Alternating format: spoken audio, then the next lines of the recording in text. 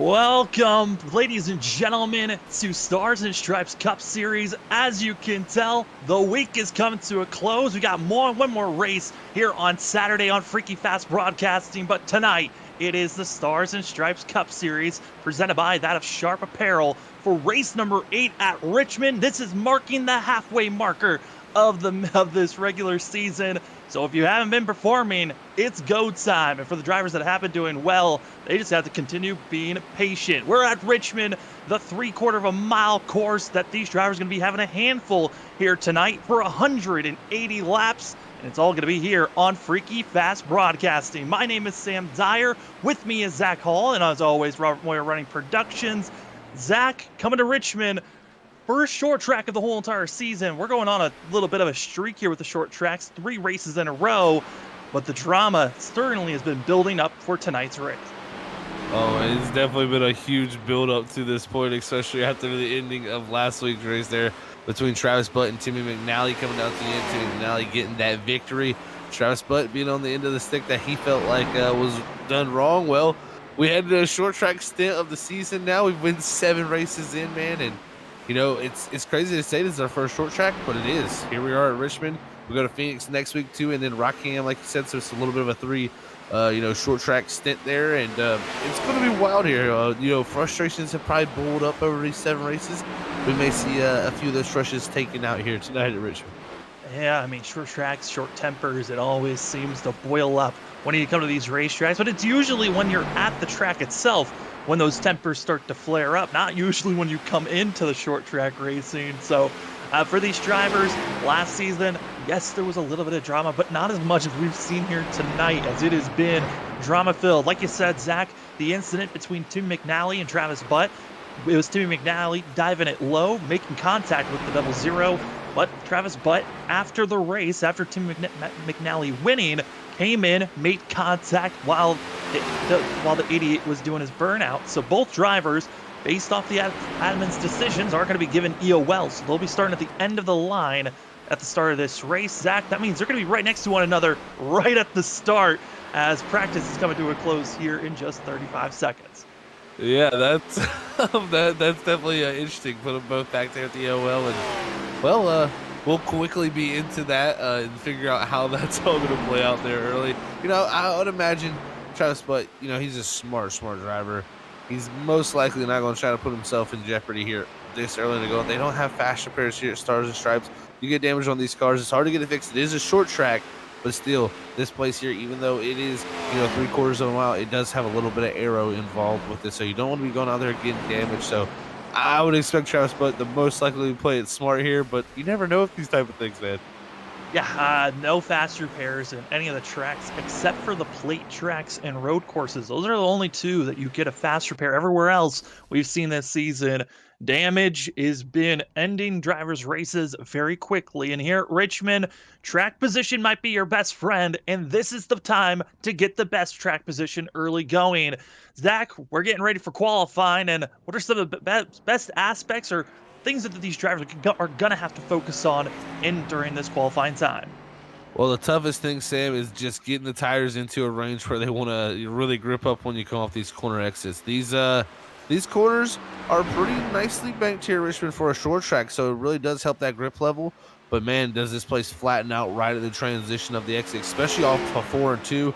Those transitions there on those exits, very, very slippery, and it's all about putting the power down to carry down these straightaways. If you're not putting the power down, you're just spinning the tires there and you're not going forward. That is not making time. The key here is to keep them tires in check, get them a nice little bit of heat into them. Not too much heat, though. You can always overstep that limit, and you got to get to that yellow line and find the grip strip, as I call it, down there in 3 and 4, and hopefully you put down a heck of a lap as the first few ones start to click through. Scott Rickard to the top of the board.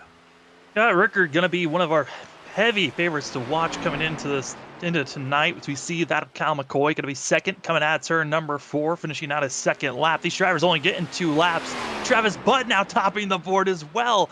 But Scott Rickard, he's won here multiple times. Richmond's been a track that has been a staple point of this league. 3 seasons have already been ran. This is season number 4 that we're currently in. And Scott Rickard has won the last 2 times that these drivers have been here at this track. So the 05 going to be a heavy favorite like we noted on. but after his 2 laps, 5th on the board currently. It's still Travis Butt topping the board. He's trying to get that pole position to show that he's got the speed, but he will get that EOL penalty. He'll have to start at the end of the line. Doesn't matter where he qualifies here. I'm back there for the double Z, like you said, with that EOL. Same for the 88 who's qualifying right here. But what they can do as well is Dylan Grimm jumps to the top of the board. I was going to say you can get a good, qualifying spot for a pit road spot. If, Travis Butt here stays in the top 3, those are really good pit stalls here at Richmond. You want to be farther up here for when these, cautions do come out and you have to pit road. You can gain some spots. And look at this, Timmy McNally also puts himself to 8th on the board. So a great run for him, though. But they're going to have to start to the back. But they've got better pit stalls than what they would have had. There's also a few other drivers that we're waiting to see where they're going to be placing themselves. Still have Andrew Medlin, Jason Gratton, Trey Jackson, Burchett starting. Cameron starting. What a season. Start of the season he's had. Our rookie, really the star rookie of this season. He's been doing a great job as we see the 12 on screen. This being Andrew Medlin, who finally got a win back at Kentucky a few weeks back. Trying to go for win number 2 of the season. And here at Richmond, 12 currently, one of the drivers that we're expecting a lot from, but a very slow first lap. Going to be 17th on the board after his first lap. And as you say that, there's Sam, the 13 of Cameron starts in there, jumps up to the 3rd spot. So continuing his strong, case of pace he's had throughout this season here. Had a lot of pace, just has not been able to put it with the results here. So we'll see if he can continue to show that pace, and maybe the results will start to come through as more times even come through. It's like Kyle Bowling there jumped up to 5th, with Derek Hoffman there in 4th. And here's Brian Chu in the 11, who we haven't seen on track in a while. He's been in practice sessions, but excited to see what the 11's going to bring. But into the wall, that is not the way you want to start out your first lap. That's going to be invalidating it as the 11 comes across the line. He's going to try one more time. You do not want to brush the wall again, as if you get any type of incident, touching the wall, going onto the apron through the corners, you can find yourself not getting these laps counting. So here comes the 11 into turns 3 and 4, where he had his trouble spot before. Looks like a more solid run coming out of turn number 4, and Brian Chu crossed the line. We'll see where the 11 lies as climbs up, going to be moving up to 17th as we see the 66 of John Dart currently on track. And looking at the practice times compared to the qualifying times is one of the more interesting things you get to see throughout these sessions. And looking back, a lot of guys who had some bad qualifying times and bad positions who were up near the top of the board early in this practice session. Now in qualifying, we're not able to replicate it. That means I think we're going to have a lot of big movers. We're going to see drivers coming through the field, drivers dropping back. It's going to be a whole mixed field here tonight at Richmond, man. It's going to be one heck of a show because we got a lot of drivers out here tonight. I believe 31. A lot of drivers going to be moving up and down and hoping to advance. And if you're looking to advance, go to Advanced Sim Racing, one of our major sponsors here at Freaky Fast Broadcasting. For Advanced Sim Racing, use our promo code FreakyFast5. We'll also show it later on here tonight as drivers getting ready. Qualifying comes to a close. And Zach, it's time for 180 laps here at Richmond. And these drivers, hot tempers have already been strucken, but we'll see if anyone else wants to start a new rivalry, as we've already seen Travis Butt with Timmy McNally, as well Travis Butt with Ken Campbell. Will that change as we take a look at our starting grid? Taking the pole position, kind of a surprise for us, it's Dylan Grimm in the 23. Travis Butt going to get second, but he will have to start at the end of the line on this start. Cameron Sarton going to be in 3rd place with that of Derek Offerman, another winner here at Richmond during season 1 in the ARCA cars. We'll see if he can translate any of that victory over here for the Cup Series with Kyle Bowling, as well as Ken Campbell going to be finishing out your top 6. Chris Essery going to be in 7th with John Dart, that of Nate Lynch, and Timmy McNally finishing out your top 10, but the 88 as well has to start at the end of the line. In the 11th position, it's going to be the 31 of Trey Jackson. 12 is going to be Scott Ricker, the fastest man in practice. 13th, or also our points are also there in the 05. 13th is going to be Nick Holland in the 68 machine. 14th is going to go to Travis Dart in the 209. 15th is going to go to last season's champion Kyle McCoy. 16th is going to go to Dylan Glass. 17th is Christopher Wade. 18th, Brian Chu. 19th is going to be the 2-car Mike Lynch. And rounding out that top 20 is going to be Aaron Hell in the 4 machine. And it's going to be the 12 of Andrew Medlin with that of George Kovacic in 22nd. Brian Lynch is going to be getting 23rd in the 24 machine. The 99 of Steve Anderson going to be getting 24th, with Jason Gratton in 25th. Patrick Hasty's going to get 26th position with that of Doug Pierce in 27th. Brett Somers in 28th. Then that's going to be a race control driver in 29th with Brian Burchett in 30th, with Martin Perry going to be in that 69 and 31st position. 30 drivers going to be starting here tonight here at Richmond, as a couple of drivers still late to get into their cars and get moving. But Zach, we noted on it tires and building up that heat here for qualifying. You were by yourself, but now you're going to be side by side with some drivers in these early going. Are you expecting it to be clean and green here in the early going, or do you think at Richmond we have the potential of it being a wreck fest in the early laps? It's definitely got potential. That is for sure. This place is very, very tough, especially on the cold tires. These cold tires, like you said, getting the heat built up into them. They did that in the qualifying session. Now, like you said, they're going to be on the track together here, and that creates a whole different option. Some drivers are going to be able to break into turn one a little bit later. Some drivers are going to break a little bit earlier. That's where you get some issues. Someone having to hit the brakes a little too hard, locks the tires up, and there you can see our first incident of the night. But man, they gotta go through this period here if they want to get some green flag laps. They're going to have to make it past that cold tire point because it's treacherous. They're going to hope for the best here. It's going to be that of Dylan Grimm on the inside with a pole position. Then Derek Offerman's going to be on the outside in the 20, taking that second place away. That originally was Travis Butt's position, but because the 00 and the 88 both at the start at the end of the line, they're going to be having a lot more of a really harder task to be moving forward. 30 drivers prepared to go green here. Zach, midpoint of the season for these drivers, Travis Butt with his misfortunes, Derek Offerman, who's up front, Andrew, that of Aaron Hale, drivers that we've seen perform last season. They're outside looking in our top 12 making it into the playoffs. So some of these drivers that performed well in previous seasons, they need to now step up their game as we're getting ready to go green. Yeah, and the first one I look at right there is the 20 machine on that outside line. Derek Hoffman, he needs to turn his season around here halfway through. If he wants any shot, 21st here tonight in points. If he wants to get up in the top 12, it's going to be a long climb, Sam. Here we go. Pace car is off. Dylan Grimm's ready for the green flag, and it is out. We are green here at Richmond for the Stars and Stripes Cup Series presented by that of Sharp Apparel. And it's going to be Grimm already taken off by that of a car length ahead. As Offerman struggling on that higher groove. He's got to be careful because here comes Cameron Sarton on the inside. Yeah, launched out of a cannon is that 23 of Dylan Grimm. He wanted to make sure he had that lead. Look at this, the Offerman holds on the second. Out of four, though, it's going to be the 15 of Ken Campbell who makes the position around Cameron Sarton.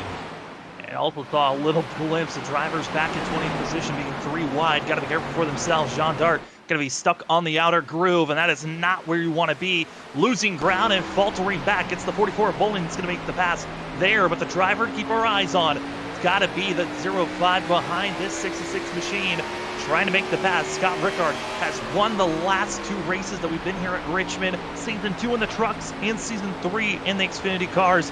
Got to say for the 05, he is certainly the driver that's been the most consistent here, but can he translate that into this Gen 6 Cup car as they head into turn number 3 and 4?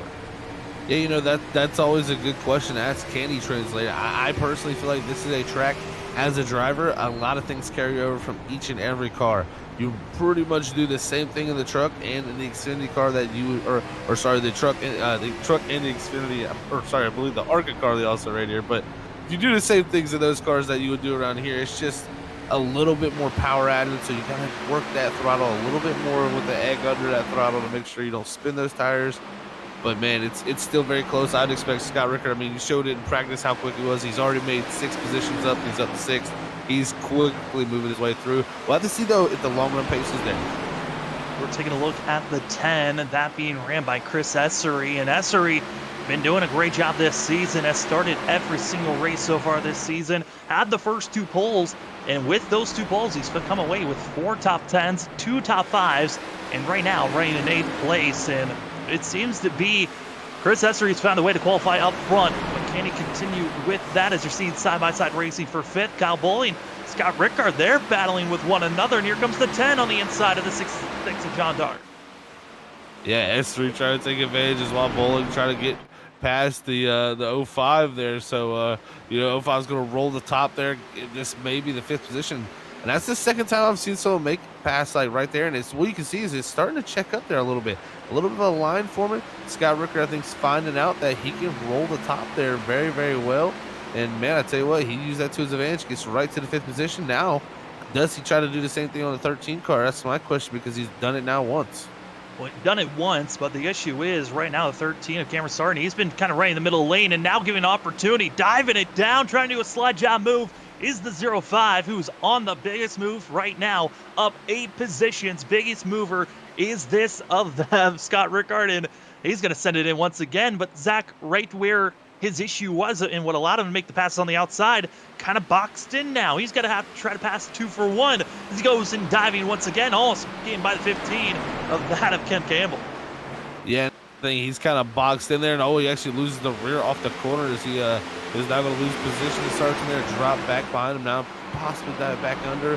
While we look back here at Dylan Glass, the 42, he's got Travis Dart and Kyle McCoy in the 7 machine, who's trying to work his way forward. Also, a group of drivers there, really in that 9th, 10th, and 11th position, who have been going forward here as this race is continuing on the first 10 laps. Yeah, Kyle McCoy trying to make the inside work, going to be pitching just a little bit on that of Travis Dart, and Travis Dart continues to hold on, but in front of them, Dylan Glass.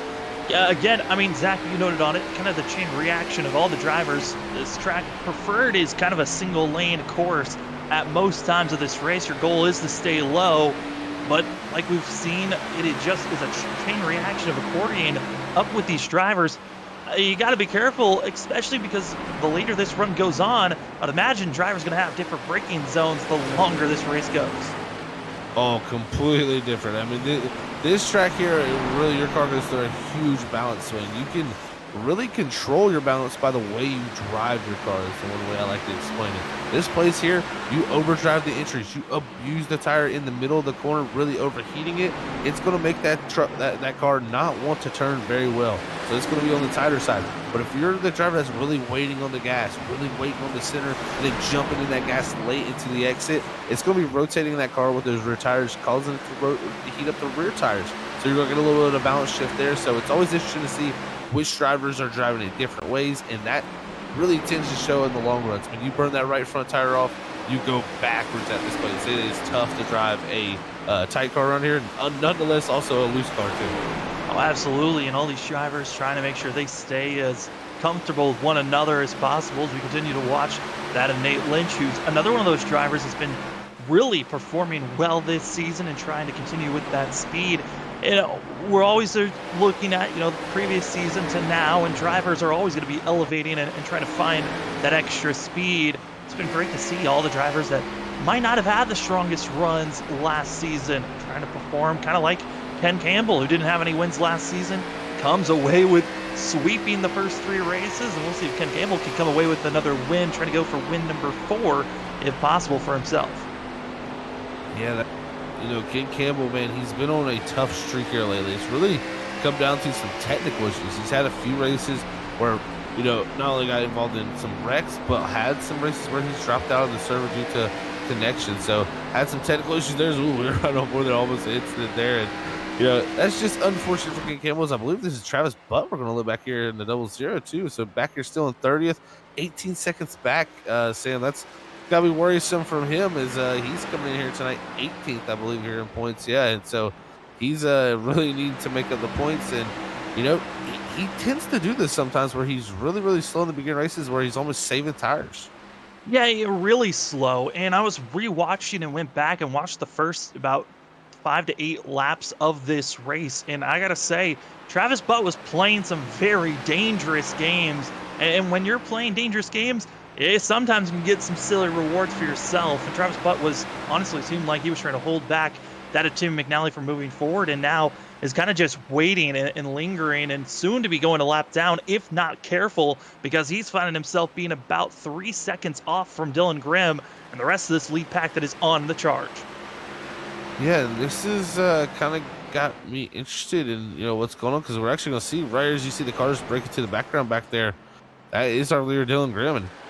And Travis Buck qualified second. He has pace. We know that. We've seen how quick Travis Buck could be. But it just seems like, right here, it's just in the saving mode. So, right now, quickly falling back to the leaders. We'll see if he starts to pick it up here.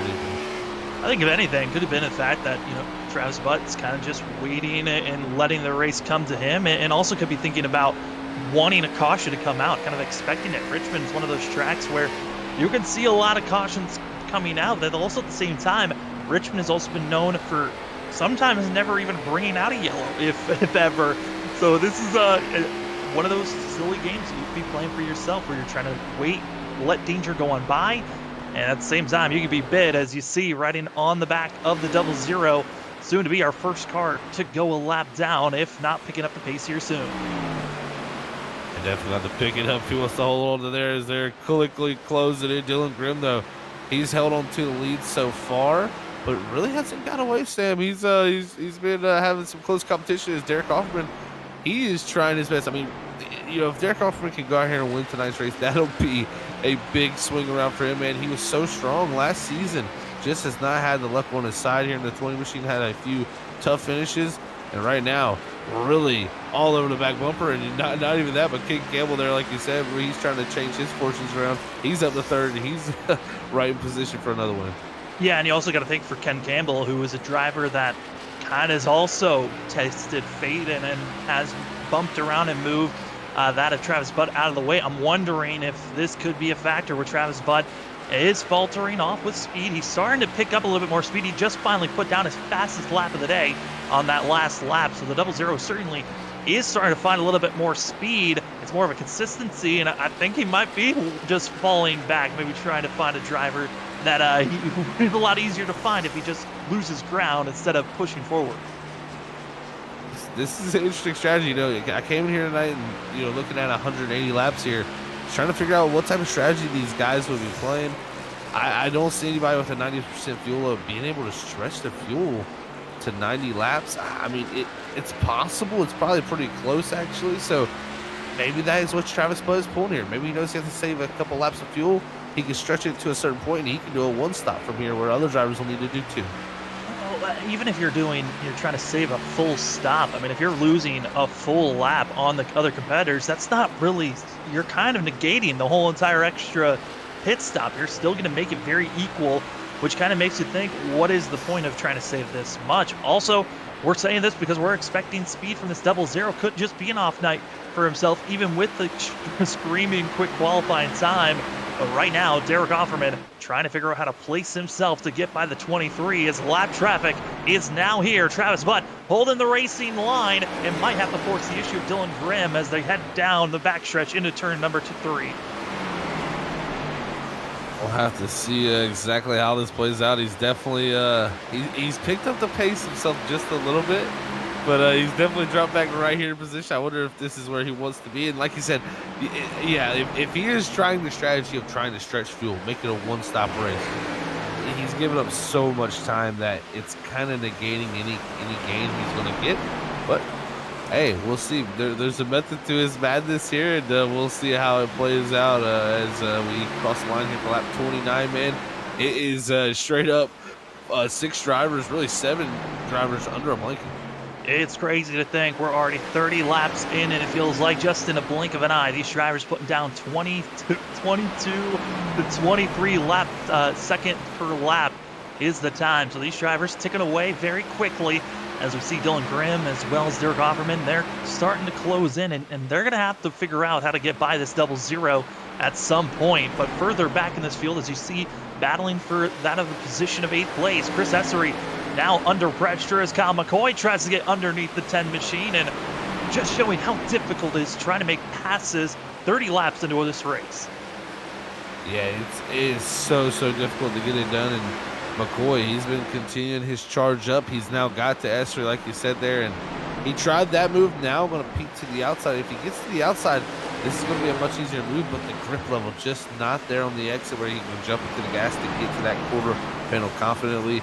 He's going to have to try to set something up now. As even Scott Ricker there, who drove up to 4th, he's now giving that position back to 13, Cameron Sargent, who really right now, even our top 9 are really all in line. Nate Lynch not even far behind that. They're in the 10th position.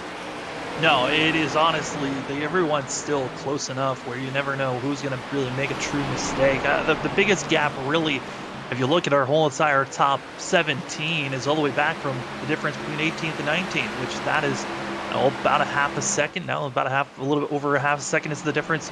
It's really everyone's just on top of one another, showing that if you try to make a pass, you got to make sure that you are confirmed and you are going to be putting on a heavy outbraking of the driver ahead of you. Otherwise, you're kind of just staying where you're at until we see these drivers think about pit stops, which might not be for another about 50 to 60 laps. Yeah, I expect it to be a while before we definitely see pit stops. Probably like you said, I'd say at the least here 30 laps. You may see someone come around a lap 60 and then hit it maybe again around 120 to do that two-stop strategy. What we'll have to see is, in 05 trying to make the move on the 13. He had it done earlier. It got by him. The 13 got back by. Now trying to make the move on him again. Just could not put the power down. And it's so tough to do when you're on that inside line. The car gets tight and it gets very, very loose as it also loses traction over that transition as the track flattens out. Also, this is where this is just so different than any type of race that we've seen. This is why it's so hard for us to really change from watching up front, because of the fact that Travis Butt is leading this charge, being a driver that it could be going a lap down at this point. 00 is still in front of our leader, has not gone down, which usually when you see a driver get caught this fast into a race, usually there's a major issue. But with Travis Butt still holding strong in front of the 23, it's like he wants to just be right in front of these drivers, just testing them to see how fast he would be if he was the leader. Yeah, it is almost like that. And you got Doug Pierce up ahead of him, about 2 seconds up there in the picture, and they're catching him pretty quickly. So they're going to have to go around him. I believe he may be actually our first lap down car. As you would have expected probably Travis Butt to be in that position, but he rolled around here so gently, I think, on the tires, that his tires have to be very, very, very good right now. And he's just got to be cruising around. It looks like doesn't seem no wiggles out of him as the rest of the field as they're all lined up. Every single one of them, I see the tail on these cars wiggling on the exits of these corners as they try to put the power down. Yeah, Travis Butt, I think at this point, recognizing, yes, I saved my tires up, I can now stay in front of these drivers just in case the yellow flag waves. But I think the ultimate goal of this 00 was in those first 5 to 8 laps when he was holding off and keeping Timmy McNally at bay. The 88 had lost over 3 seconds on the field, had to climb his way through. Right now, Timmy McNally, who started back in 29th position, he's all the way back in 24th here, Zach, as now we're starting to see a little bit of shuffling with having Doug Pierce as the lap car. Drivers thinking about maybe possibly using him as a pick as the 39 stays to the high side. Yeah, great job there getting around Doug Pierce, who becomes our first lap car of the night. And there goes Kenny Campbell along with Cameron Sargent there in the 05. And look at this, man, the 7. He's been the one really charging. Oh, they're 3-1. Yeah, that was a big moment there as the lap car holds the line well. But, man, the 7 really working away here. He gets to the quarter panel of the 44, and he continues his charge. He got around Chris Esri there. I didn't get to see that one. But now, trying to take this 6th spot, it's been a charge for Kyle McCoy's. Look at this. Finding a little bit of a different line. He enters very, very slow, but turns it down the exit, gets a great exit. He clears for 6th, man. What a line there off of 4. Zach, we've seen you in that of the NAISCC Cup Series. Really, you guys were starting to find a little bit more speed on the outside groove. There's been, small updates here and there that have come around. That outside lane, if you use a very similar line that we just saw from the 7, I wouldn't be surprised if we start to see more drivers maybe inch up a lane or two to find some more speed the longer this run goes on. Well, Sam, it's an interesting week for me. Not normally do I have a week where I'm racing at the same track that, I'm commentating. I can tell you, from the practice I've ran this week, I did feel that outside lane similar to what we've seen in the past year, the last time we were here. It can work. It can definitely be done. No one has ventured to the very, very top yet, but at 3 and 4, you'd be surprised. There is some grip up there. Maybe as the tires start to fall, some drivers start to lose that drive off. Just trying to set somebody up, that might be the perfect way to go. Kyle McCoy, though, looks to be the first that found a little bit of extra something on that outside line. We saw Scott Rickard try the outside lane earlier in the run, finally got to see the 7. We look back here right on board with the 31 of Trey Jackson, who's seen the battle for 9th place. You got John Dart, Nate Lynch, as well as Dylan Glass battling here to see who's going to be in the top 10. Currently, it's Glass in the 42 that we see right in front of this 31 machine that's looking out, and trying to figure out how to place themselves as John Dark gets close to the outside wall, and here they come trying to get by the 66. Everybody trying to make passes here, and this is such a tough time. As you see Glass just lose the rear in there in the 42 machine, and that's so easy to do. That transition off of 4, I said it in qualifying, it's tough to do there, but as the run goes on here, lap 47, as we look back at Christopher Wade, they're battling hard back here also. I'm telling you, man, the transitions here are so tough to put the power down. This track here, I would say it's, if not tougher. Contact to be made. Wade into that of the 68 and that of Nick Holland. Holland's going to hold on as the 4 of Hale gets by. Lynch is going to get the worst of it for the 2. Here comes Chu, and 2 throws it in deep. Mike Lynch somehow making it stick on the inside as they were 3 wide for a second there, as they're also sliding even further back. That's going to be Brett Sommers that holds on, but whoop, little sketchy back here. And this is usually the part of this field that we've seen here, Zach, that they're willing to send it on anybody if it means gaining at least 1 position. Oh, they definitely are, Sam. We've seen it before. Man, if you would have told me this is 49 laps into a green flag run, I would not think this many people would be stacked up on top of each other. We've only had 1 car go a lap down in these first 50 laps. Everybody here in the field showing a good bit of pace. It is a wild one to see, and big moves being made there by a few drivers. Like I said, this plays so tough to put the power down, and that's why I think you're starting to see passes as some drivers faltering and some drivers just, capitalizing on those mistakes. Just in front of what we're seeing side by side, that's going to be Jason Gratton, as well as seeing that of Summers, and also seeing the 11 of Brian Chu. They're going to be on top of one another. Here comes that of Brian Lynch in the 24, but behind them, you saw the 88 Rainbow Skittles winner from last week at that of Chicagoland. Simi McNally, he's only up the 23rd position. He's trying his best to move forward. As you see Chu, great launch for himself out of the corner, but it's just a stack up. There's a late block there from the 11 on the 49. It is, if we're going to see a caution, this might be the catalyst section where we see it. Yeah, I think we picked a good section to watch here. Is Brian Chu, Brett Sobers, and Jason Gratton, all these drivers going about. Chu is he's sending it, man. He is going full bore here. You also got the 88 coming up into the picture. Also, as McNally, like you said, only up to 23rd so far. That's still good though, man. He's made a good charge, made up 7 spots. We'll see if he can continue to do that, but definitely wants more after winning last week. Well, it's Nick Holland leading this group in the 68, who was battling for the top 15 position, but they got pushed back and now trying to hold on as we take a look at the single file train of really our top, you could say, 15, 16 drivers. They're all still in line, playing the patience game, not really trying to lose anything, but it's crazy. Like you noted on, we're not seeing a lot of drivers going a lap down, only 2 so far, as that of Martin Perry, going to be that of the 69, going to be our second driver to go a lap down. But our top 13, only about 3.5, a little bit more than 3.5 seconds off of our leader. That is surprising, especially being 54 laps into a race. Usually at this point, you see the defined top 5. They're gone. They're lapping drivers, and everyone else is just floundering in where they're at. It's a very common, theme at tracks like this. And man, while all that was happening, they were lapping Martin Perry there in the 69. I believe him and Scott Rickard may have made some contact. Rickard, I think, got out of it pretty decently. As I looked at the car, it does seem to have a good bit of right front damage, but he's able to hold position there in 5th. But man, contact between him and the lap car here. Even though we haven't had many lap cars, contact can definitely upset these race cars, and we'll see how it affects Scott. Oh, absolutely. Lap traffic making contact, that you never want to see that type of a moment happen, but hey, these drivers are trying their best to keep themselves out of trouble. But this is inching closer and closer to halfway for all these drivers, and when we kind of got to see a sense of what the drivers were dealing with, being further back, watching some drivers finding themselves, but a usual driver cam that we see here, that of Andrew Medlin, focused. And I think this is the big difference when we come to short track racing, Zach. It is kind of similar to road course racing, the matter that you are constantly trying to stay focused on figuring out what the next steps are. Yeah, you've got to be on point here. This, like you said, very close to road course racing. At any moment here, you could spin this race car. It is very easily done. Some of the amount of halves we go to with this package, you don't have that scare and that fear.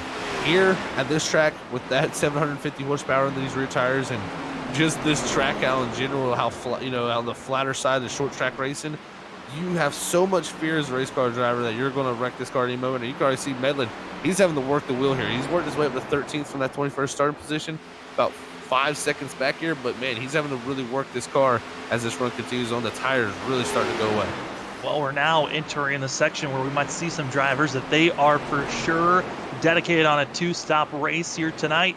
We've now entered that zone where drivers might think about coming into pit road, but for some others, they're eyeing in the next 30 laps to come in as we continue to watch these drivers stacking on. I gotta say, it's interesting to see how well, some drivers are doing up front. Others are kind of struggling further back as that of Nick Holland. Surprised on how well he's fallen back, but I gotta say for Travis Dart in this 209, I know we've had some fans in the chat throughout this season harping on this 209 of Travis Dart. He's doing a great job in that of 14th currently. Yeah, Travis is, he had some good qualifying runs this season, but hasn't had the results to go back with the speed he's shown. He's a common case of what we've seen this season. There's a lot of guys out here who've shown a lot of speed. It just hasn't played out for him. But I tell you what has played out really, really interesting is Travis Boyd is still ahead of our leaders, and our top 6 are really still all right there with each other, with Kyle McCoy there being that 6th car in line.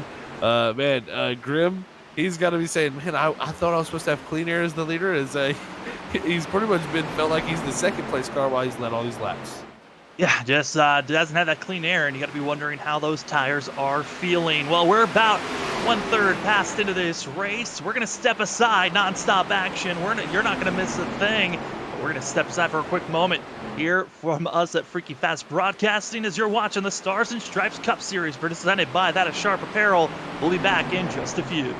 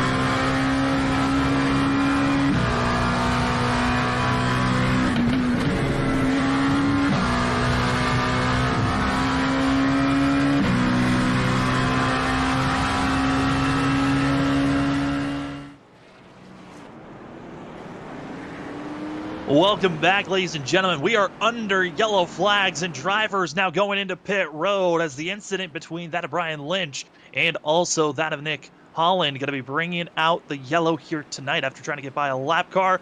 As right now we're seeing drivers coming to pit road. Zach, this is an interesting time to have a caution because this is right around the window where drivers should be good here to the end.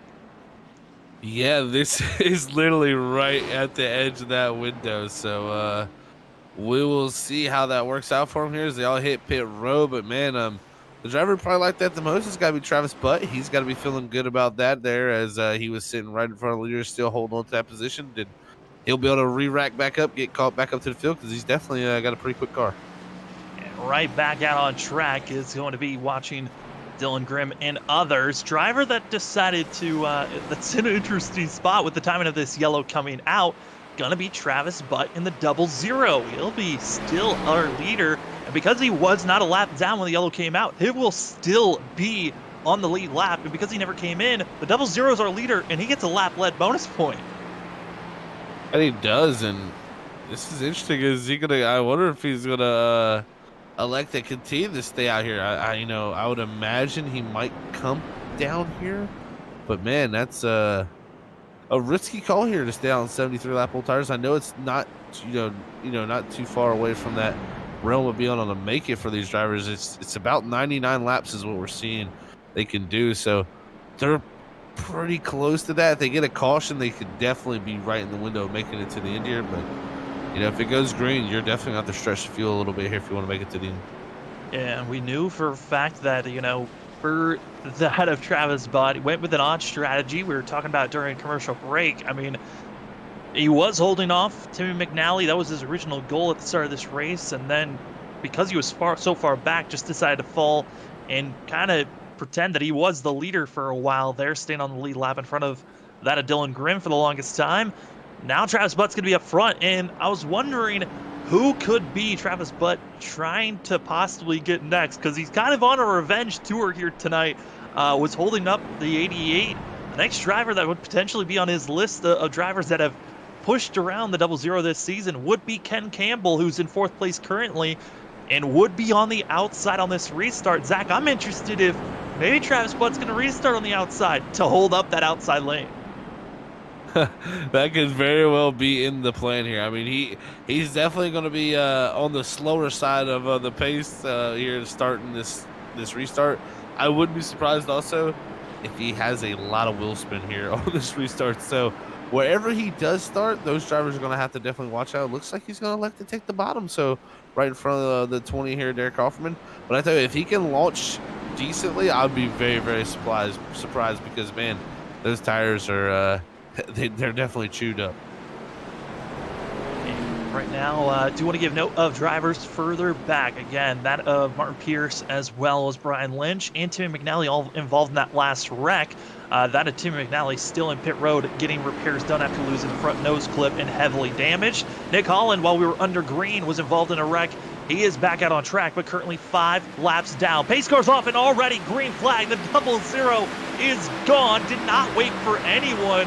And Zach, just like that, we're green once again here at Richmond. He surprised me. Did not have no mistakes with that restart. He's going to quickly probably be passed here by the 23 who's closed it down, but he's going to have to figure out a way around the 00 right on the bottom lane. You ain't going to be able to go through him. You've got to go around him here. Maybe patience will prevail. Yes, it does. As a little bit of contact. Here they go, racing side by side for the lead. And you're going to see the speed that should be able to carry. No, Ken Campbell clipped, spun around in the 15, loops it, and brings out another caution here tonight. Yeah, and that was contact. Scott Ricker there in the 05. Get a little bit of help there looking to the inside of that 15. And, man, Campbell having such a good run. It all goes up like that. And being up front in the top 5 and now going to have to rework himself. And, oh, man, was just, you kind of had a sense these drivers were going to get aggressive as we take a replay here on what brought out our second yellow of the night. You're going to be seeing Ken Campbell just trying to hold the middle lane, but then here comes the 05 down low and just was not clear. Gets clipped, and somehow, I don't think anyone else was involved in this one as this was a wreck up front. Usually more drivers pile in. You see Kyle McCoy just inching by, and that's going to be one of the last drivers that really has the biggest scares. Everyone else stays down low. Well, definitely some big scares for a few out there, and man, tough break for Ken Campbell there. Like I said, it was such a great start to the season for him, but it seems like ever since he hasn't, didn't carry on that winning streak, it's kind of went downhill for that, at 15. So right now, he can work his way back up. Doesn't seem like it's too bad on that 15. Just looking at the nose, yeah, didn't get anything there. So he's all good. He's just gonna have a tough night with track position as this race is almost near to the halfway point now.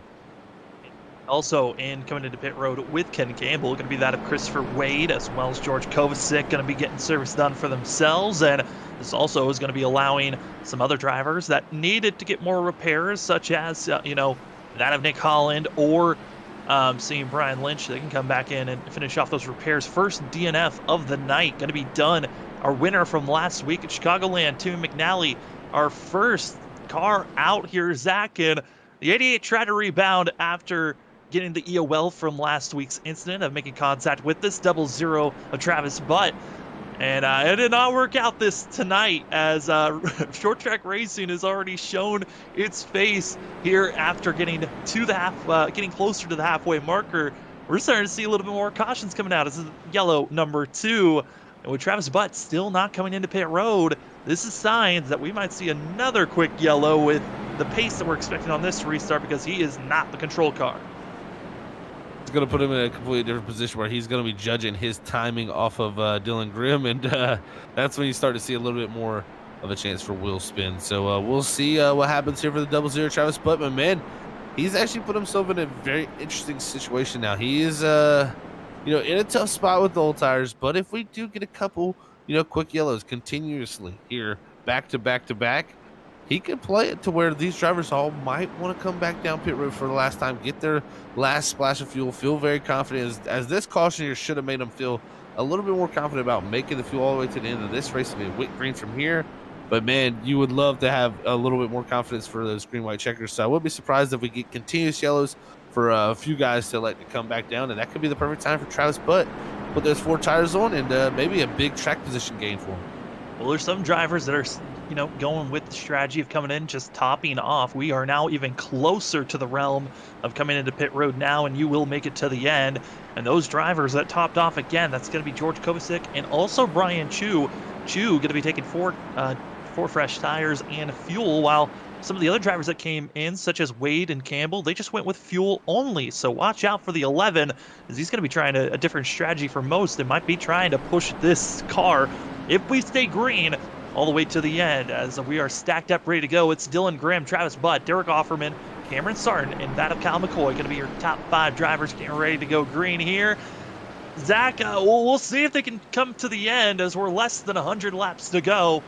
Dylan Grimm's looking like the heavy favorite currently, but we'll see if anyone can pressure this 23. Pace car lights are off. We wait for the restart. Last time was right when the pace car was off. We wait with Dylan Grimm, and finally he's going to be ramping it up once he gets that green flag, and he's gone. Travis Butt has to get down now, and he's got a little bit of an opening. Looks like the 00 not completely out of this, but watch out for Offerman. He gets a bump from the 7. What a job by Butt there to get down into the second position with those old tires. I don't know how he's holding on to it. These cooling down phases are probably helping those tires. But here comes the 13. Cameron Sarton charging around the outside, but Butt really charging off the corner exit here. Side by side for second. Offerman doesn't want to get stuck behind this 00, but the 7 of McCoy trying to follow the 13 through. Now McCoy seems like the driver that's willing to get the most aggressive besides Scott Rickard behind him, and Scott's going to be trying to make some moves as well, but it's all on the 00 who's blocking that Derek Offerman. Offerman trapped and not able to really get away from the 00, who continues to falter back and will finally find an opening as Derek Offerman to the outside. But Travis Butt continues to stay low, and he's going to try everything in his power to hold on to what he's got. But the traffic that is behind him, that's a lot of cars here, Zach, that are side by side and willing to get by.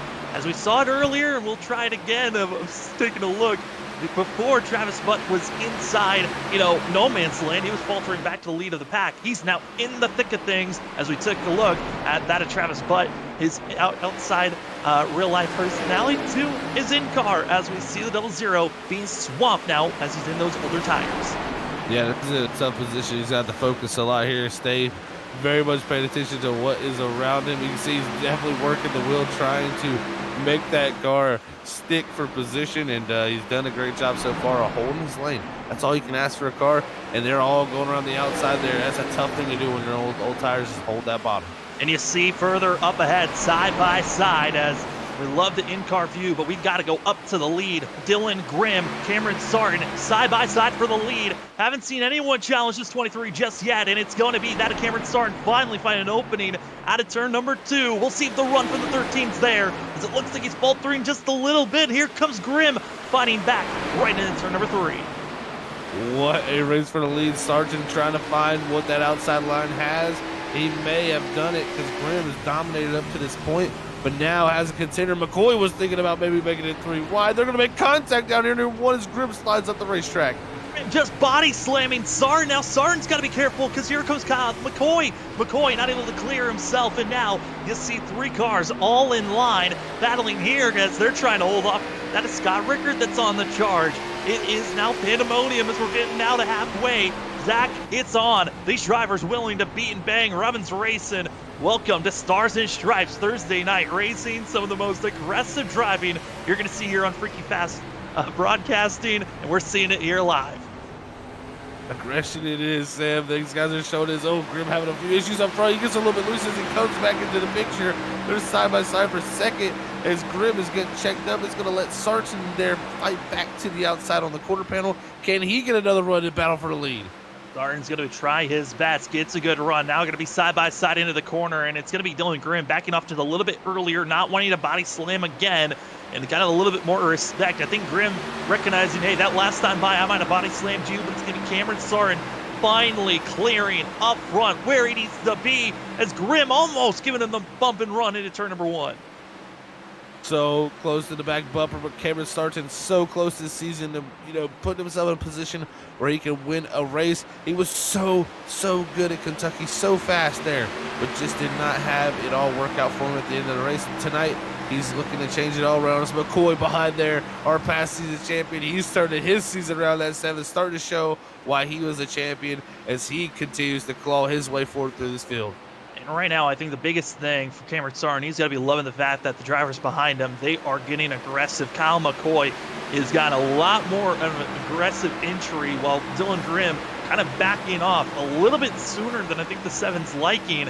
And it is really kind of according all the way through this field. Got to be careful with how Dylan Grimm's entering these corners because it's allowing Cameron Sarton. You can just tell the 23 was holding back a lot of these drivers. They're feeling a lot more comfortable trying to pull away.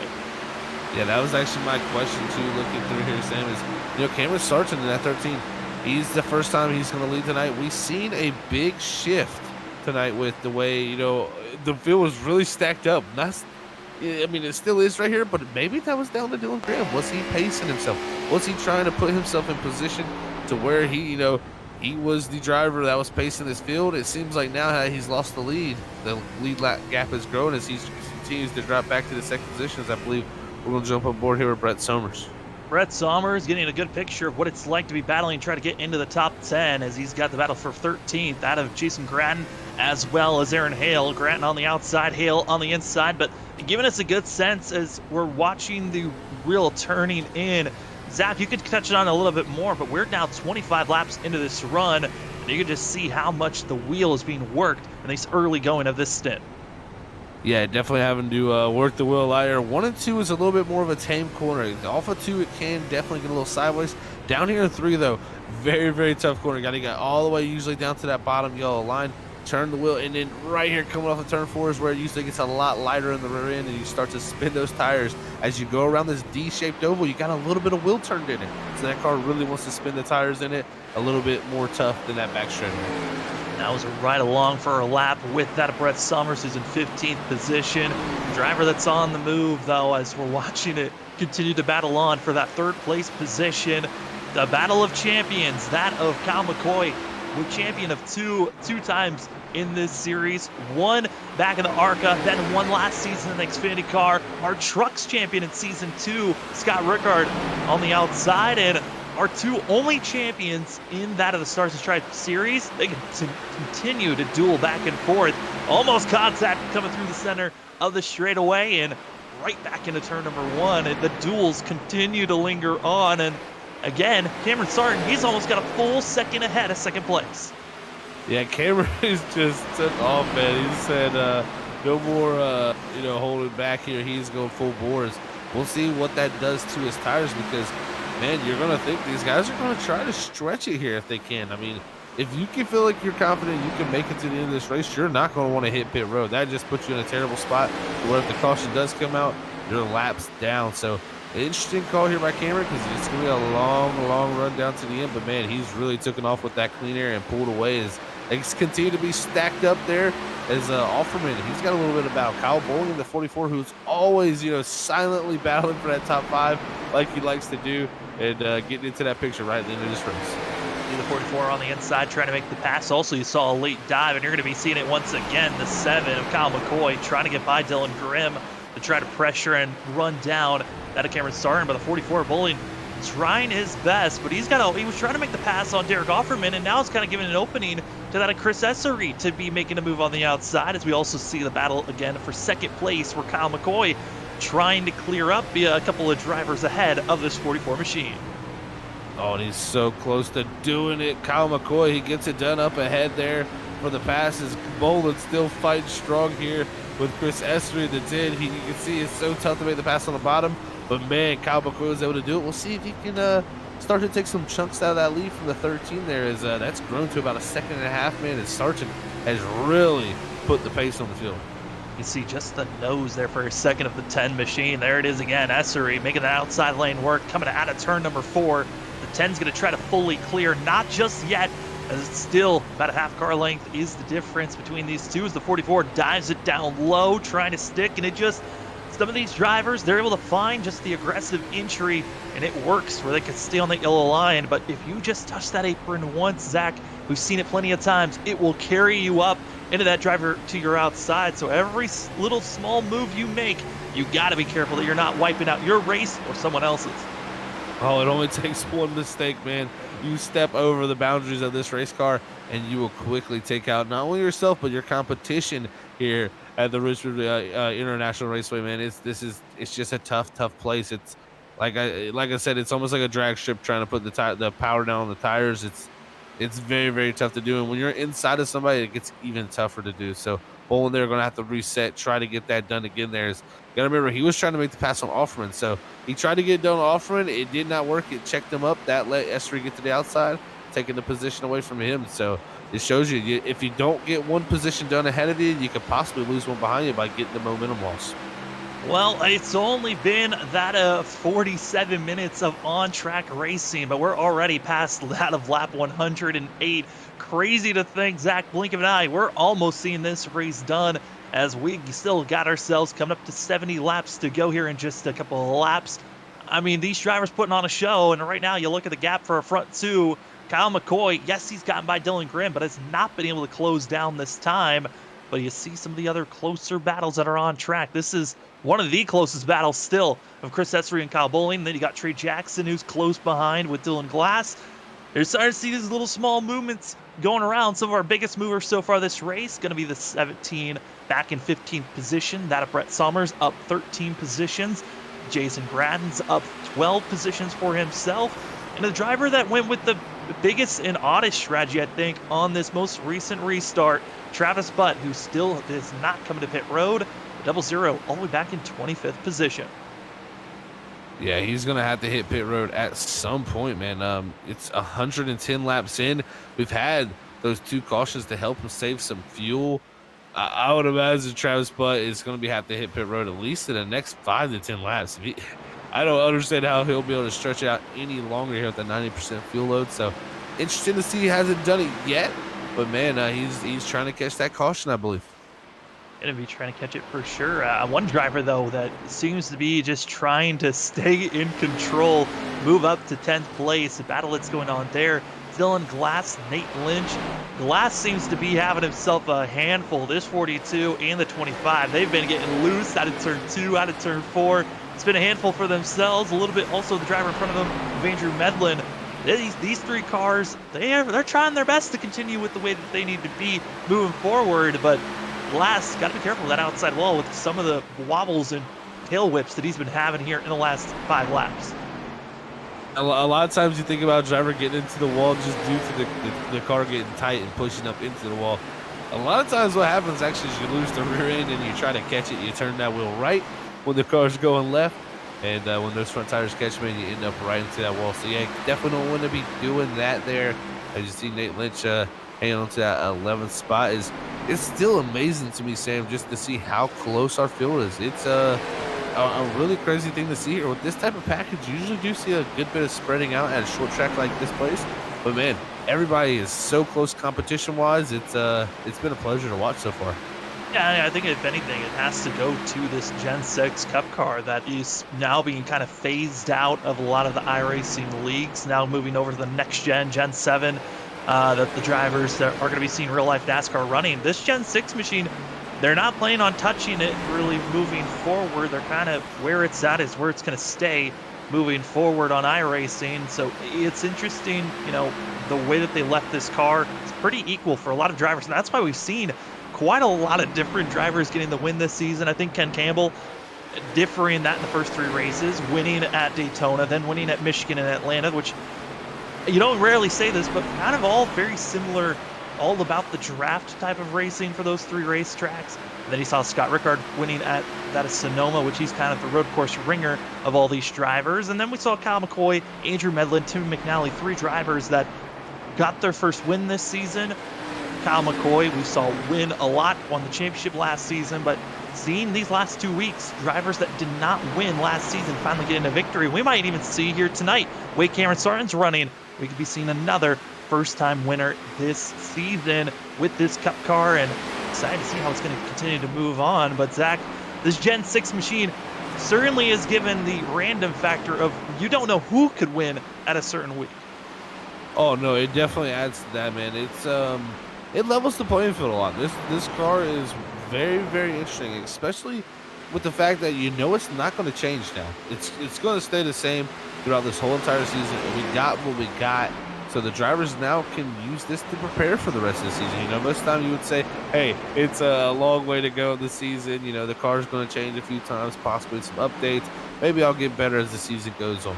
But right now, you got what you got. Is we're going to see, I think, that the cream really starts to rise to the top as we continue to go on through the season. But it does look like, as we were sitting here chatting about that, Sam, Travis Butt made the pit stop, and man, he is storming through the field with passes left and right. Is that 00 is really using his tires to his advantage. Yeah, trying to make himself only 1 lap down, and currently there are 3 other drivers ahead of him that are either a lap down or 2 laps down. Better than where the 00 lies. So if he wants to get that lucky dog position, he's going to have to really burn those tires up and get moving quick. As still seeing some of the other drivers and where they are right now. You see Brett Summers, that of Braden, as well as Aaron Hale. They're all racing here. This is for 13th, 14th, and 15th that you're watching this battle. And we've seen these drivers as the closest battling for position that's on track, and they continue try to get close to one another, but it's kind of gotten to that point, Zach, where it seems like we're hitting that plateau 50 laps into a run. Where you're at's kind of where you're at, unless you make a major mistake of losing a braking zone for yourself, or you just get loose at one random moment. Yeah, it's kind of hit that plateau point for sure. It's you are where you are, and I'd say the driver who's really just stormed out here and surprised me is Cameron Sargent. I mean, we've seen early in the run, it all stacked up. Everybody could not get away from each other, and Grimm was doing a great job of just controlling the race at his own pace. Ever since even McCoy's got past Grimm, he's able to gap him, and same with Cameron Sargent. So maybe Grimm, just has not had that confidence to push the car here tonight in the pace, other than his great qualifying lap. He's just done a good job of hanging on to that track position by holding on to the bottom lane, keeping his position. So good job by Dylan Grimm there, but it looks like the 2 that have gotten in front have definitely got the superior pick. Gotta be careful for these drivers up front. Thinking about making some daring moves. We saw there on screen. Gratton's trying to get by that of Brian Burchett. Lap down machine, first car a lap down, looking to keep that lucky dog position. But we've already seen one time where we got a lap car going through the field and bringing out our first yellow of the night. This would not surprise us if we see another one of those, especially if one of our lead lap drivers catches a lap car coming out of the corner. This seems to be really the danger zone and kind of the biggest opportunity for the drivers that are getting a better run. As you see the 209, that of Travis Dart, trying to figure out how to place on Brett Summers, and they're all just going to be ducking it down low onto that yellow line. Some great racing going on here. These drivers all trying to find the grip as there goes Burchett back in the 33 machine. And he, like you said, he's a lap down, so holding that outside line. But Travis Dart there trying to close it down to Brett Somers along with Christopher Wade there, the 2 of Mike Litch. And then also right behind there, that's Ken Campbell. Can't remember, he spun out there in that top 5 position with Scott Rickard as he continues to climb his way back up. It just shows you Campbell was so quick. He was a top 3 pace cars. Wow, Somers had a moment there as that's going to let Dart get back up there.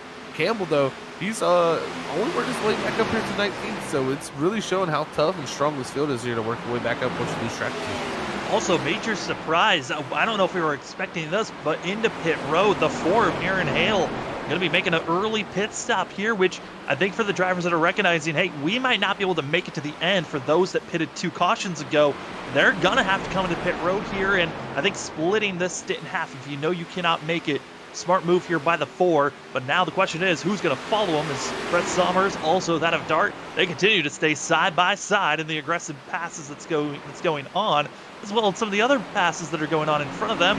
Watching that of the 20, got to be careful for himself, trying to get by that of the 69 of that of Martin Perry, and also some of the other great battles that are on track, trying to get by lap machines. See that of the 39 kind of in the way of Doug Pierce's Trey Jackson trying to find an opening. You know, looking at Aaron Hale hit pit road as we watch this battle here continue on, that's definitely open my eyes up to say maybe the top guys are going to have to worry about this too, because they all pit on that same time there. One driver that's got to be definitely in an interesting position is Ken Campbell. He hit pit road there that last caution. I think that puts him in the good. While the rest of the drivers, they were needing to save about 10 laps of fuel. They did have that one caution that'll help them save a few. But man, I would still say they're at least a couple laps short here from the drivers who hit pit road that first time after our first caution. This is going to be interesting, Sam, to see if they do decide to come down. Do they wait for a caution, or do they try to save the fuel? I mean, it's got to be nerve-wracking right now if you're a driver up front. Oh, absolutely. Again, we are watching on screen the battling for 4th position and further back. But when we were having our commercial break, we were talking about fuel between us, and you said that the fuel window was looking around lap 9. They can go around 99 laps with a 90% fuel load. If that's the case, our front runners, they're going to be about 10 laps shy. That's not counting the pace laps they had from the second caution that happened almost immediately. So they're going to be close on fuel. The question is, have they gotten I think for Cameron Sarton, has he gotten a big enough lead? We're going to think about backing off as you see that of Doug Pierce still on that 3rd lane. And then now it's going to be clogging up that of Summers. Oh, it's clogging it all up here 3 wide as Lynch makes the move down low in the 2 machine. Somer's going to back out and slide there into the bottom lane as this group here is continue the battle very wild. Here's Lynch, big move down the back straightaway, just throwing the block there. As here comes Ken Campbell to 15 also as, man, they continue to throw battles back here, back and forth. But I got to say, Ken Campbell, I believe he would be the first one that is in a good area for fuel. I'll look and see. It's going to be extremely close, but for sure Ken Campbell is in the good for those first couple of drivers. Also, I think Ken Campbell's teammate, that of Christopher Wade, he's also in a very good spot for himself in 14th, 2 positions ahead of Ken Campbell. So those are 2 drivers that are in the good currently. And, for Christopher Wade, he's still looking for his first win this season. He's come up second so many times, helping his teammate Ken Campbell get wins in those first 3 races. He's hoping to get a win possibly here as Summers once again just issue after issue with lap traffic.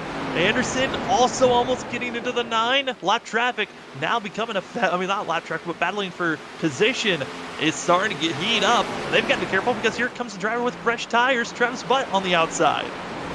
Yeah, everything is happening back here, man. This is where the action is, and Travis Butt, I mean, he's continued his march on those new tires as he continues to try to put himself in a better position for when this race ends. It'll be interesting to see where he actually comes out compared to a few of these guys who have to pit because he pit so early. It actually may very well work out for him. It's just he lost a lot of time there on the older tires at the beginning of this run. We'll see how it works out for him. Always an off-the-wall strategy from that 0-0, but you never know. It could be the one that helps him here points-wise tonight. That'll be a big deal for him if he can get to that top 12. It's the one thing that kind of makes this more interesting is here comes also Aaron Hale, who came into pit road just 9 laps ago, and now is going to be trying to make the pass over the 0-0. This is a very important pass to make because they're both trying to run down the driver of George Kovacic, who's the most recent driver to go a lap down from Cameron Sarton.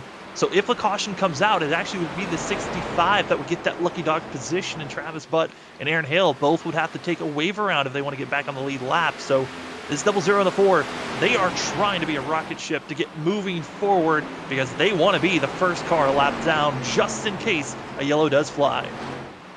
Yeah, their biggest issue with that is Cameron Sarton only about 2 seconds back from Brian Lynch. So every time it seems like they'll be able to get into that lucky dog spot, it seems like it might get possibly taken away. So it's a tough thing to do, and man, they're right now trying to charge their way forward. Their best bet is this thing plays out green. I mean, I know a few guys are going to be good on fuel, but I think the majority of these people are going to need to hit pit road. I mean, 10 laps is a major amount to make up, so we'll see how they try to do it. But man, definitely new tires prevailing here for Aaron Hale and Travis Butt as they continue to charge up through. As there to go by the two that we think are good to go, Christopher Wade and Ken Campbell. Christopher Wade, Ken Campbell currently running 14th and 15th position. Further up ahead, drivers that are battling up for position. Second place starting to heat up. That of Kyle McCoy, Scott Rickard. Rickard able to get by. That of Dylan Grimm, and now able to make the pass for second place, to see on our ticker. But this, what we're seeing on screen, teammates, I mean, there's always the talk. I mean, Zach, you're racing for Category 5 in that team.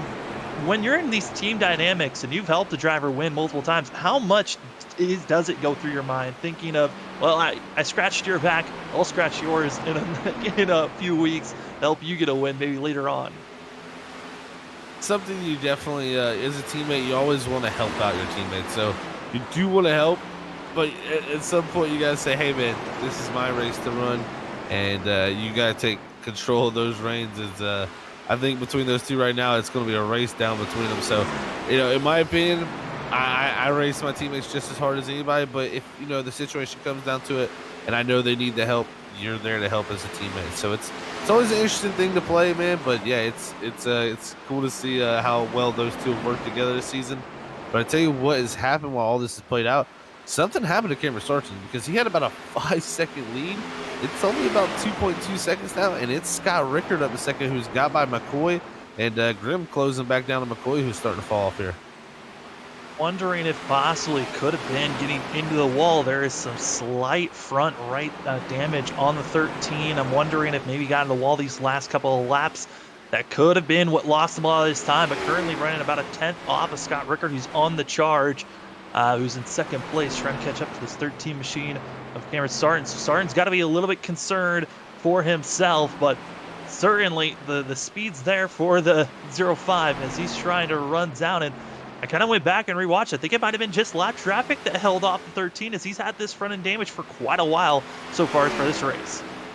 Yeah, I was doing the same there, Sam, going back and looking to see if I can find anything. Yeah, it doesn't look like anything has happened there. Seems it's just like the pace has started to fall away. Got held up a little bit by lap traffic there, and man, Scott Rickard right now a little bit quicker in that 05 machine as he closes down. That last time by was a little bit slower, but the past few times before that has been quicker. So, man, this race is not out of questions, especially with fuel here. And is that what Sarton is doing? He had a big enough gap.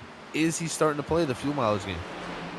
Well, one of the drivers a lap down, going to be coming into pit road as we take a look here at the differences on time. When you see it's in green, it means the driver in second, that of Scott Rickard, was gaining time. When it's in white, that means Cameron Sarton is starting to gain a little. He's pulling away. I mean, it's not a lot that he's pulling away, but that last lap, one of his fastest laps of recent. And Cameron Sarton, he is seeing that gap. It was closing in. Now he's trying to break off from the rest of the field once again. Yeah, and well, I've been riding here with him for a little bit in the cockpit, just trying to listen to the throttle. Listen to, is he trying to save a little fuel? And personally, the way he's driving it, it sounds like he's trying to. He's very, very early off the throttle and very, very ginger on it, of course, with the old tires. But, man, doing a great job right here. We'll see, can he try to stretch the fuel? Because I think that's his only bet, man. We're getting under 30 to go here. If you're not going to hit pit road here because you're concerned about fuel, then you just need to lay in your bed because, man, it's going to be go time here for how close it is for him. Yeah, I mean, for some of these drivers, they've been thinking about fuel right when last time they came into pit road. That was a lot of these drivers thinking about it, and we're now starting to hear over the radio, 5th place runner Chris Essery just notified he's going to be coming into pit road. So now it's time. Zach, you kind of called it. If you're going to come to pit road, now is the time to do it. The 10 comes in. Who will follow in these next about 5 to 10 laps? We're going to probably see a lot of these front runners in the top 10 to 11. They're going to be trickling into pit road. It might be some other drivers further back, but now all eyes on our leader and as well drivers back in 13th, where we find Christopher Wade and Ken Campbell continuing to battle against one another. Well, with all this transpired right here, it's gonna be wild without Buzz out. As you can see, McCoy now has got caught back up by Grimm. You know, Aaron Hill, he pitted very, very early. He's one lap down, 24th right now, directly behind George Kovacic to actually get the lucky dog here position. Aaron Hill is going to be pretty far ahead if this all cycles through, but we got to get remember Christopher Wade and Ken Campbell. We think they can make it, so that will not let him cycle all the way to the lead. But man, Aaron Hill could definitely score another possible top 10 here in that Ford machine. He always seems to charge to the front at the end. Yeah, and Aaron Hale going to be coming in tonight. I mean, last week, biggest mover in points was this Ford machine, up 6 positions points-wise, and comes in 13th in points with 2 top 5s, 3 top 10s.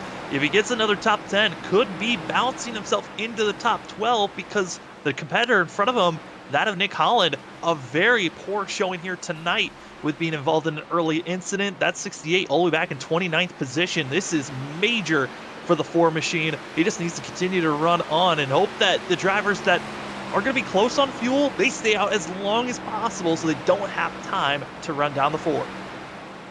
Yeah, that's definitely what they're hoping for, man, is we continue on. Cameron Sargent still out here leading the way, and, no signs of hitting pit road yet for this guy.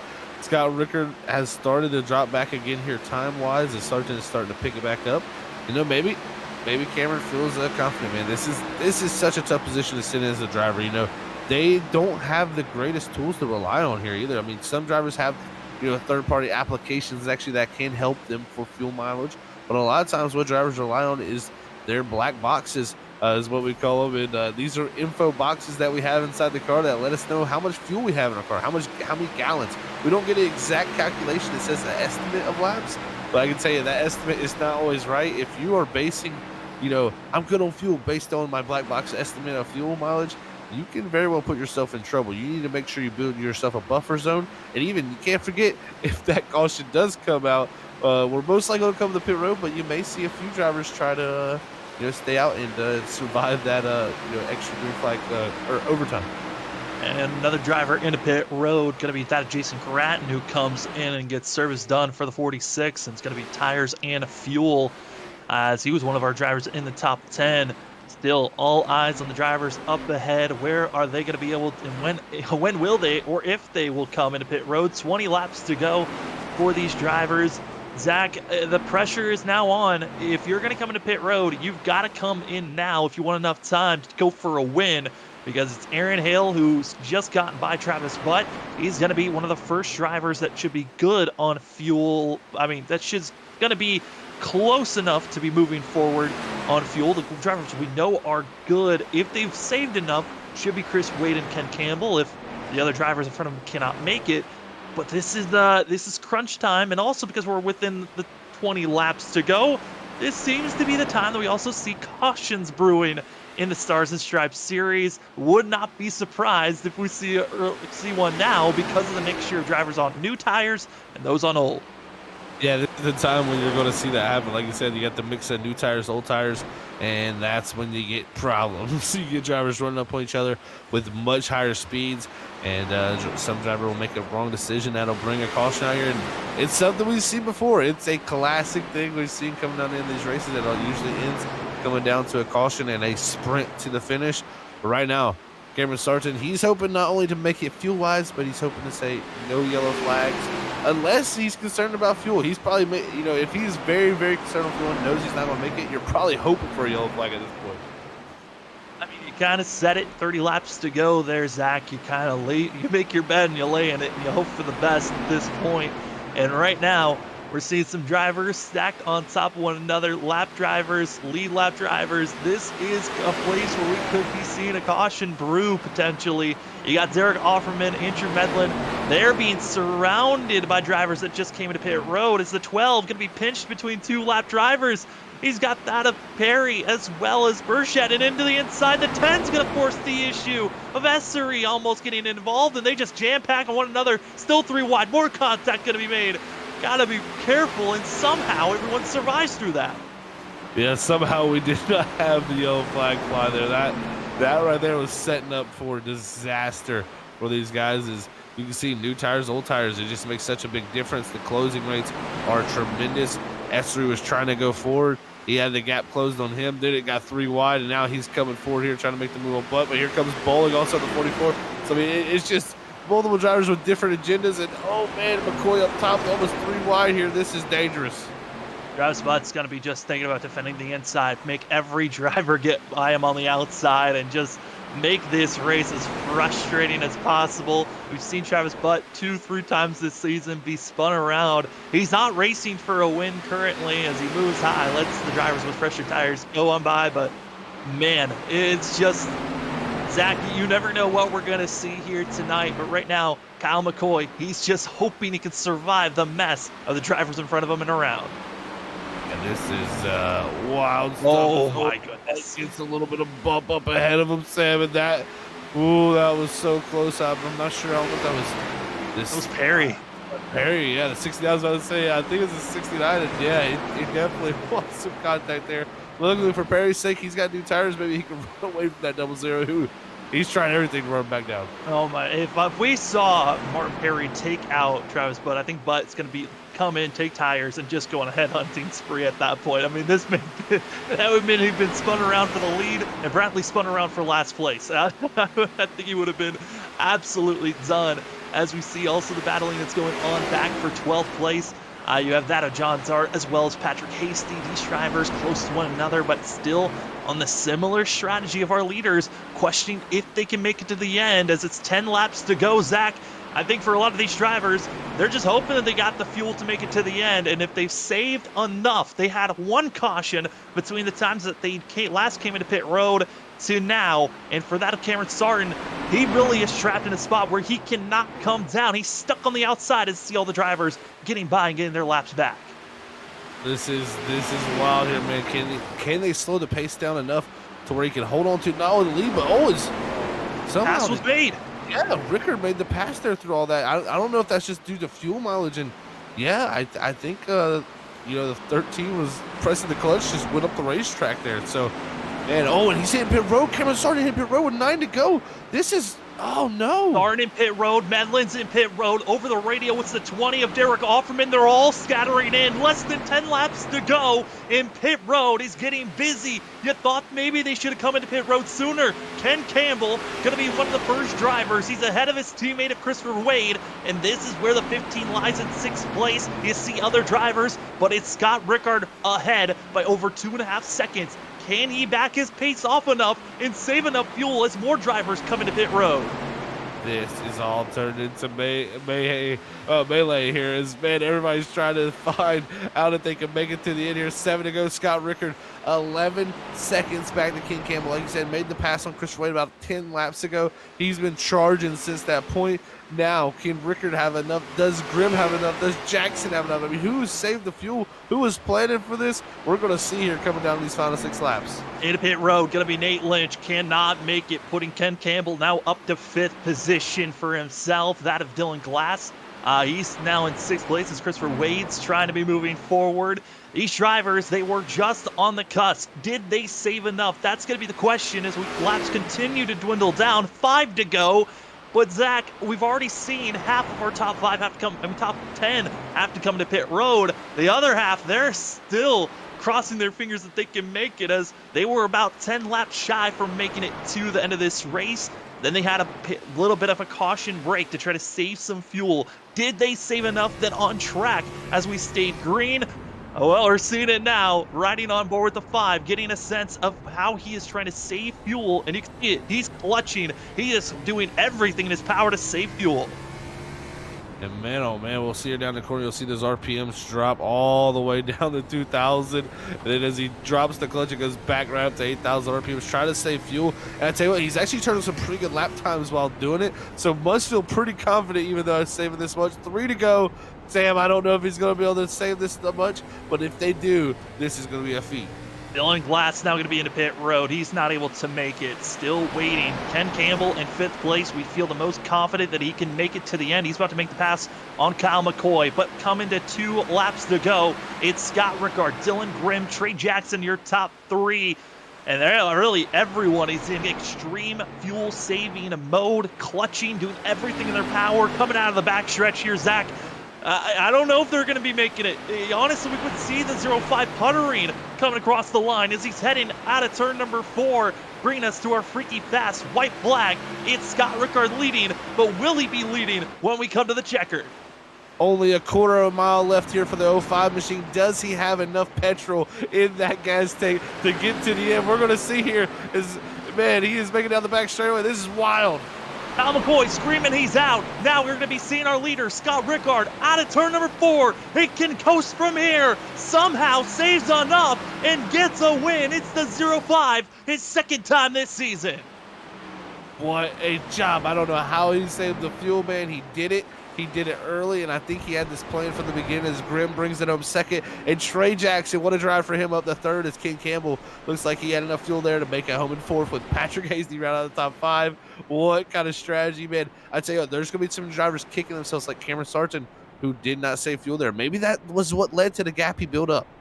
That's the main thing. A lot of these drivers are coming over the radio saying, oh, I ran out. And we're seeing the 05 coasting it to the line and somehow still having enough to do some burnouts. I mean, what a great save by that of Scott Rickard.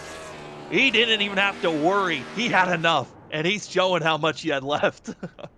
Yeah, I tell you, that's actually one of the things as a driver that you love to do. When you win a race by fuel mileage, go out there and do a burnout right after fuel mileage. It just shows how well you planned it out. And yeah, he's out now, but guess what? He got the race win and the burnout. That's all you can ask for. He's now going to coast it to the line, and for us, we're going to step aside when we come back. It is the Freaky Fast post-race show here for the Stars and Stripes Cup Series presented by Sharp Apparel. Scott Rickard winning race number 8 of the season here at Richmond and making it 3 in a row in 3 different seasons. Congratulations, Scott Rickard dominating here at Richmond.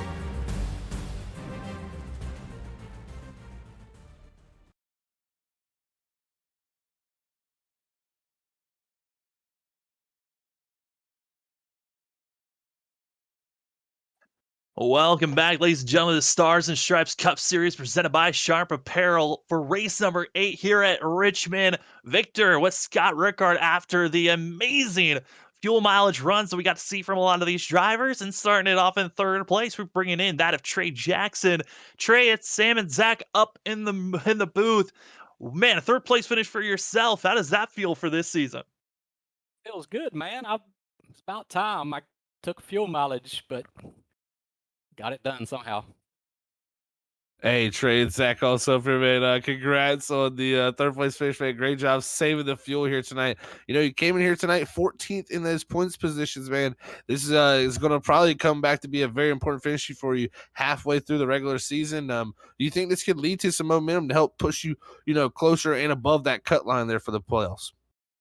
I don't know. I hope so. I'm usually probably a 10th, 12th place car. Got lucky with the fuel mileage tonight, but I don't know. You never know.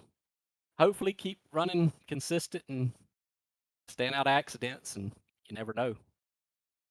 Well, Trey, it was a great run on your part. Third place finish. And before we let you go, the floor is yours for any shout outs.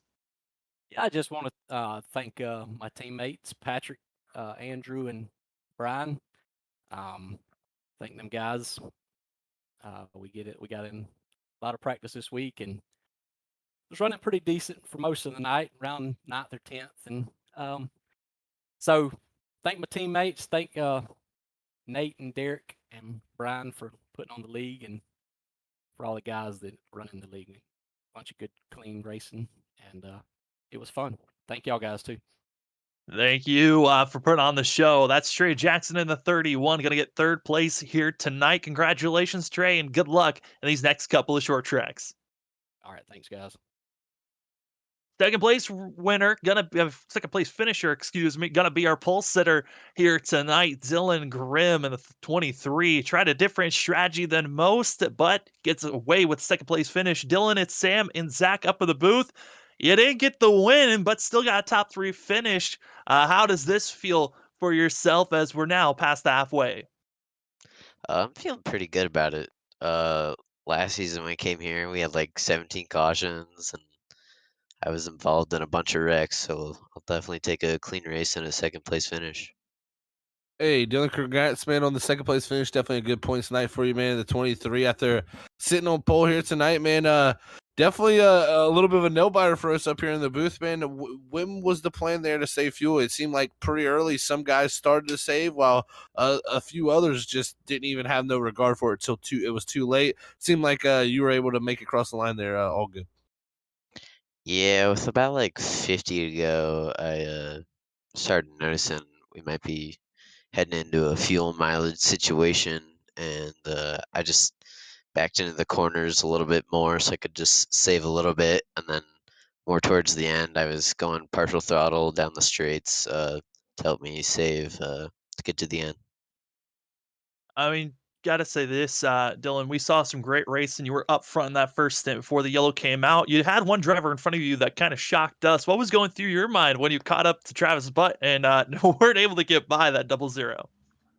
Yeah, it was a little bit frustrating. I was kind of confused what his situation was because he was running as quick as me and some of the other leaders were, but I just couldn't get around him. It was kind of strange.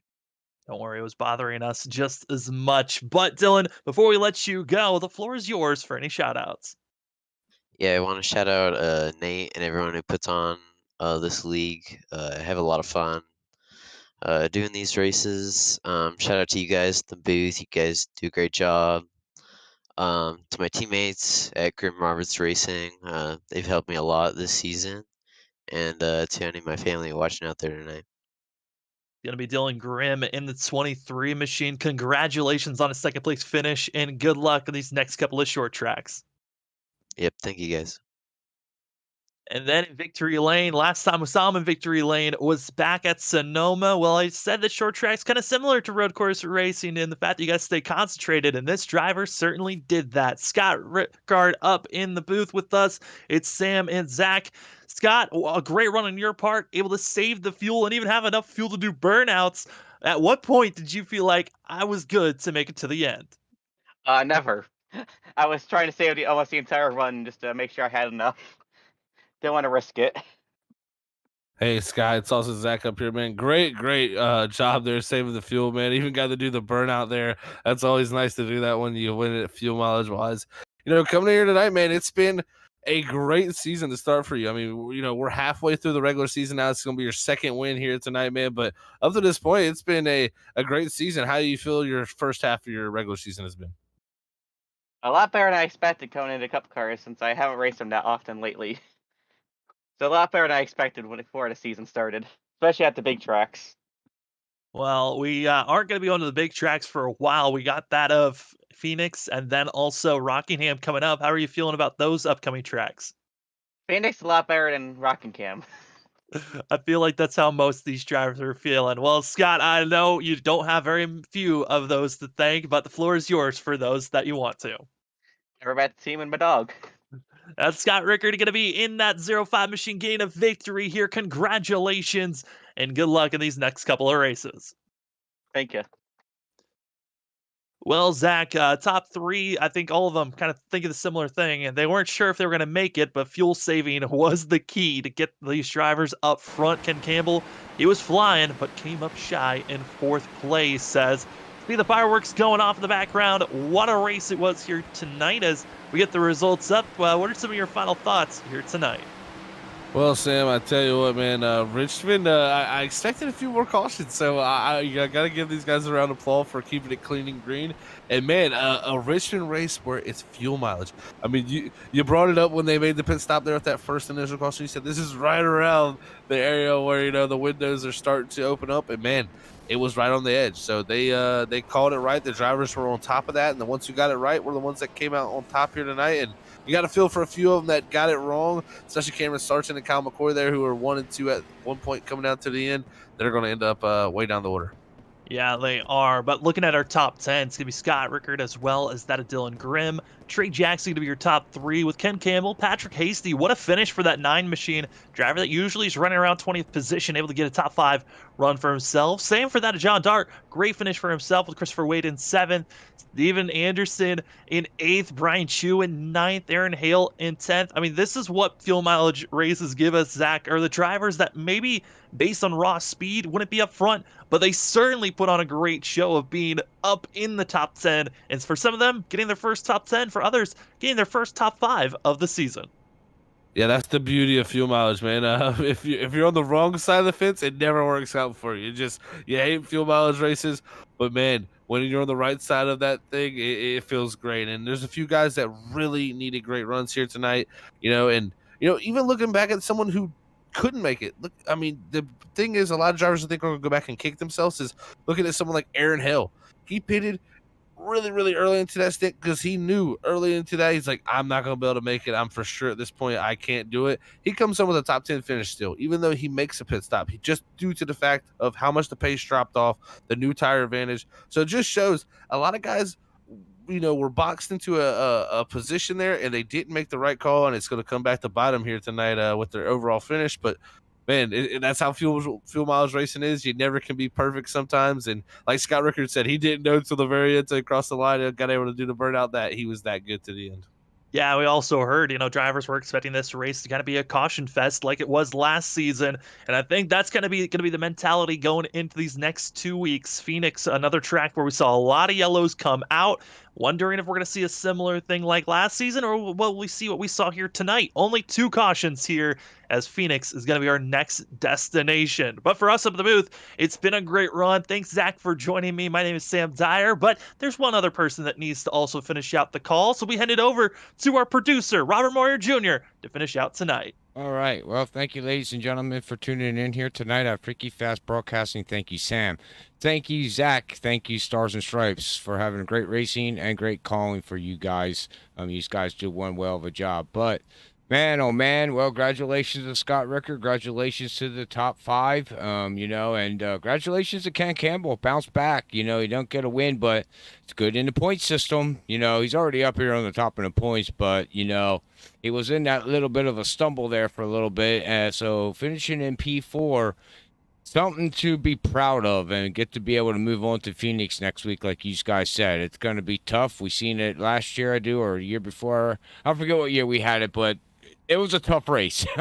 What we seen. So we'll have to see how that all plays out. But we are not leaving Richmond, ladies and gentlemen. That's right. We are staying at Richmond for our next race, which will be coming up this Saturday night at 8:50 with NISCC Cup Series with Sam Dyer and Terry Radford calling all the action at 8:50 Eastern. So make sure you tune in then and don't miss any of that action. Great calling racing, and the guys up in the booth do a great job. The league puts on great racing. So come on out, say hi, show us some likes and a little bit of love. We don't mind that every once in a while too. But hopefully everybody has a great rest of their Thursday night as we get ready to sign off here from the virtual side of Richmond Raceway. And thank you to iRacing, thank you to Van Sim Racing, and thank you to Buck Kicker for being proud sponsors of Freaky Fast Broadcasting and all the other sponsors of the league here too. We do much appreciate it. But until then, Saturday night, we want to wish everybody blessed Friday, and we will see you Saturday. God bless everybody. We love you all. Peace out.